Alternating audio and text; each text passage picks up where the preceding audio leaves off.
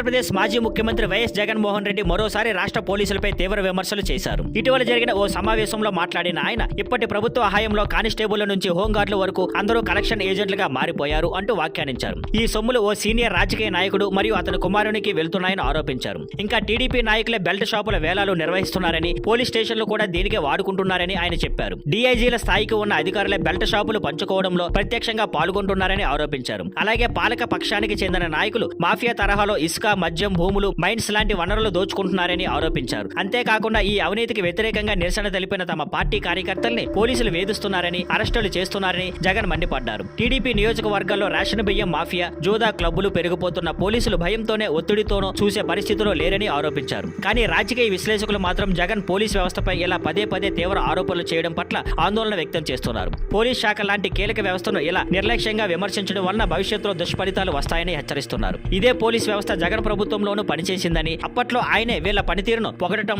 ఇప్పుడు ఇలా విమర్శించడం అంతుచెక్కని వ్యవహారంగా ఉందని అంటున్నారు. ఈ తరహా వ్యాఖ్యలు పోలీసులు మోరల్లో దెబ్బతీయడమే కాక రాజకీయ పార్టీలు, చట్ట వ్యవస్థల మధ్య దూరాన్ని పెంచే ప్రమాదం ఉందని విశ్లేషకుల అభిప్రాయాలు. ప్రజాస్వామ్యంలో విమర్శలు చేయడం సర్వసాధారణమైన, బాధ్యతాయుతంగా, సమతూకంగా ఉండాలన్నారు. Thank you for watching. Please like, share and subscribe.